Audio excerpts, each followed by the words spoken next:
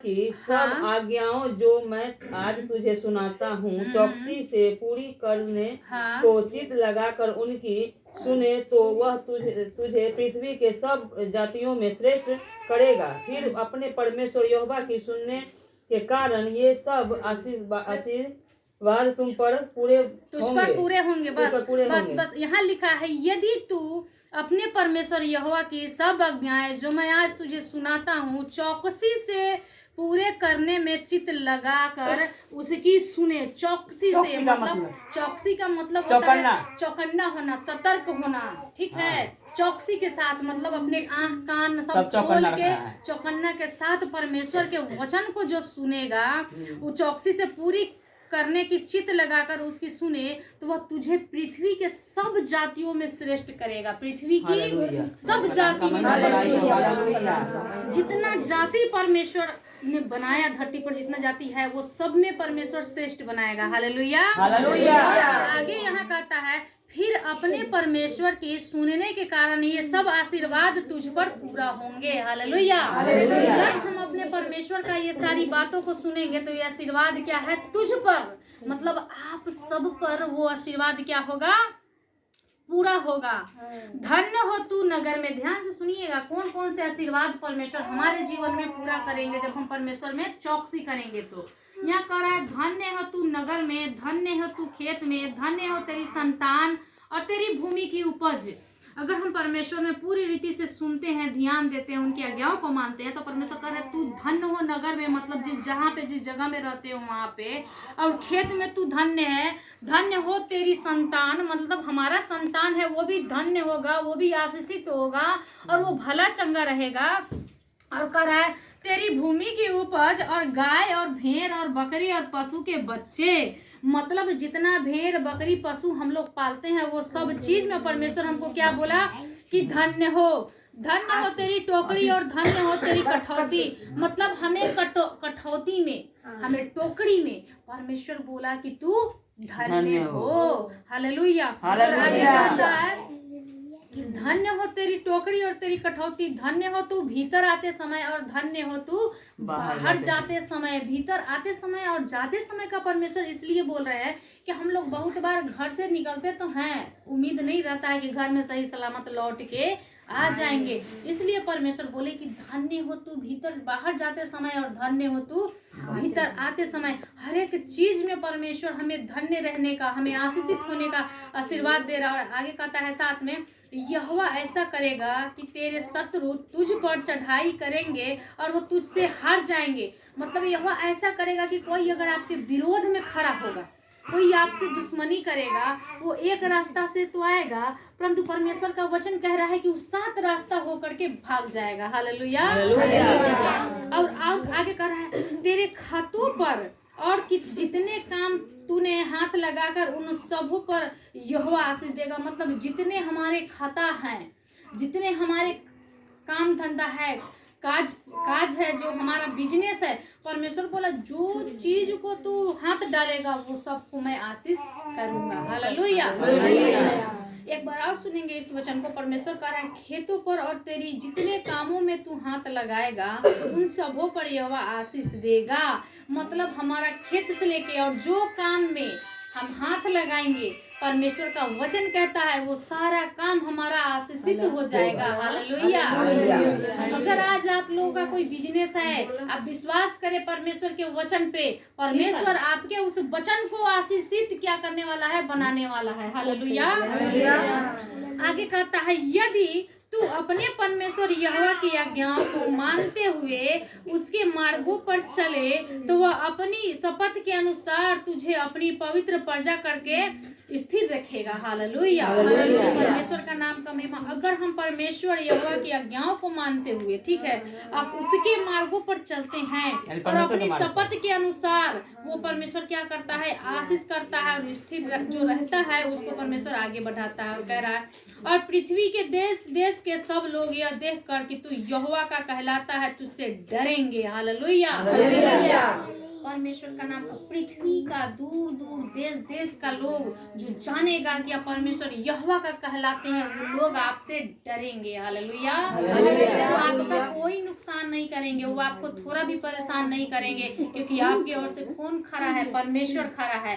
आपकी मदद के लिए कौन खड़ा है? वो परमेश्वर खड़ा है। और परमेश्वर बोला कि मैं आशीष दूंगा, तो मतलब दूंगा। हम एक और वचन पढ़ते हैं यशायाह का पुस्तक में। परमेश्वर ने 44 अध्याय में बहुत खूबसूरत सा वचन बोला है।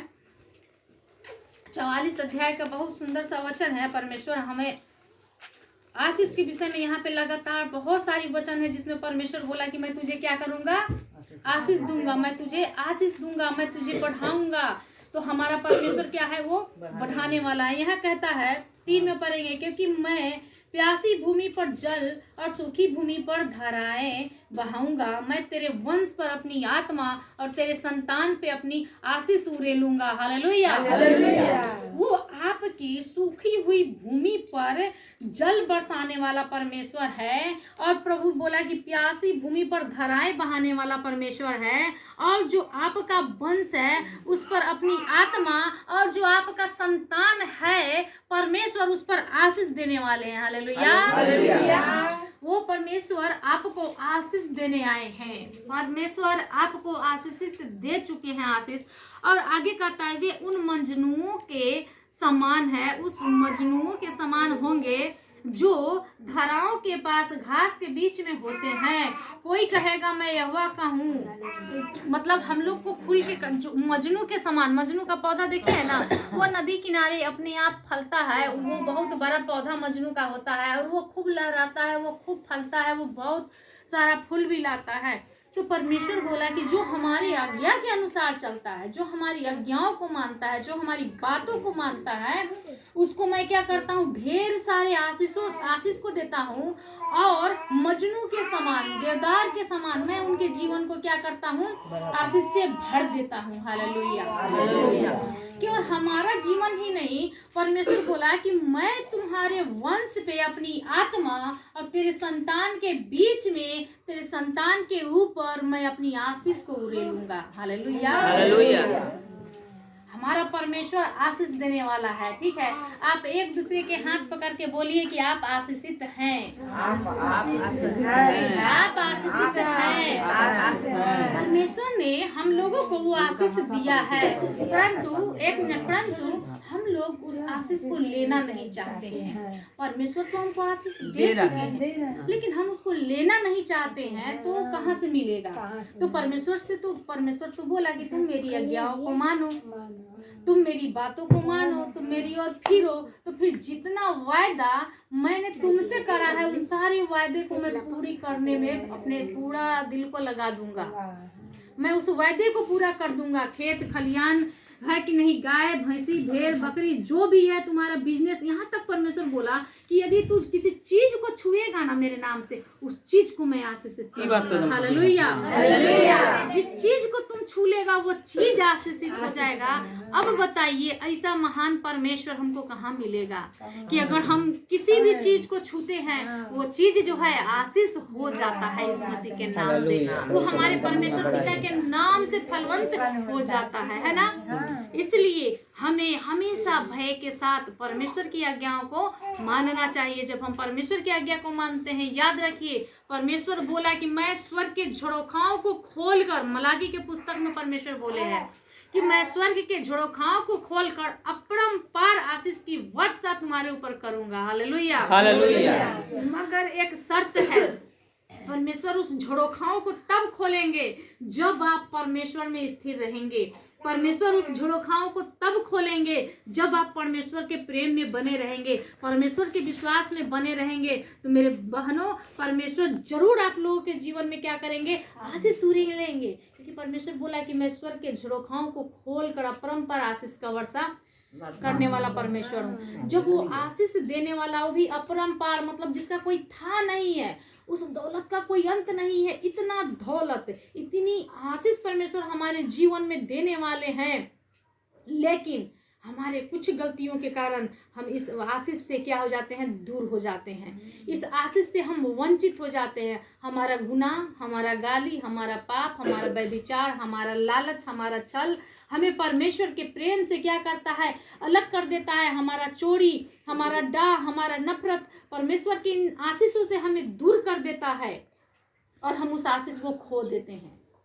यदि हमें वो आशीष पाना है तो परमेश्वर की आज्ञा में, परमेश्वर के भय में, परमेश्वर के प्रेम में हमें चलना होगा। हालेलुया, परमेश्वर का नाम का महिमा हो। हालेलुया। तो परमेश्वर, इतना याद रखिए कि परमेश्वर हम सबको आशीष दे चुके हैं, बस उसे हमें इस्तेमाल करना है, जो कि हमें नहीं आता है, हम इस्तेमाल करना नहीं जानते हैं। हम सुनते तो जरूर है वचन, परंतु उसको अपने हृदय में नहीं रखते हैं। हम सुनते जरूर है, लेकिन वो हमारे सर के ऊपर से चला जाता है। लेकिन जिस दिन परमेश्वर बोलता है कि जिस घड़ी तू विश्वास करेगा, यकीन मानो, उसी घड़ी उद्धार हो जाएगा। हालेलुया। जिस घड़ी हम विश्वास करेंगे, उसी घड़ी परमेश्वर हमारे जीवन में वो आशीष को देंगे। चाहे जिस प्रकार का परेशानी है, जिस प्रकार का कष्ट है, आशीष देने वाला परमेश्वर है। बीमारी, शरीर अच्छा नहीं है, शरीर रोगी हो गया है, शरीर में बीमारी है, परमेश्वर शरीर में आशीषित करके आपको उस रोग को दूर करके आपको चंगा करने वाला है। आपके हर एक सूखे अंग को बलवंत करने वाला परमेश्वर है। हालेलुया। अगर आपके घर में गरीबी है, शराब है, बहुत प्रकार का पाप है, नशा है, आप विश्वास कीजिए, परमेश्वर अपने अनुग्रह, अपने दया के अनुसार वो शराब को आपके जीवन से वो मिटा देने वाला परमेश्वर है। हालेलुया। हमारा परमेश्वर हमें उत्तर देने वाला हमारा जिंदा परमेश्वर है, महान परमेश्वर है। पृथ्वी और आकाश को बनाया शब्द से परमेश्वर, वो परमेश्वर यहोवा हमसे, आपसे, सबसे बहुत प्रेम करता है। इतना प्रेम करता है जिसका प्रेम का कोई अंदाजा नहीं है। अथाह प्रेम है, अनमोल प्रेम है। उन्होंने हम सबको प्रतिष्ठित ठहराया अपने दृष्टि में। हम कितना भी बुरा क्यों ना पहले कर चुके हों, लेकिन अब परमेश्वर अपने लहू से धो के, शुद्ध करके, हमें पाक शास्त्र करके हमें प्रतिष्ठित और अनमोल ठहराया है। हालेलुया।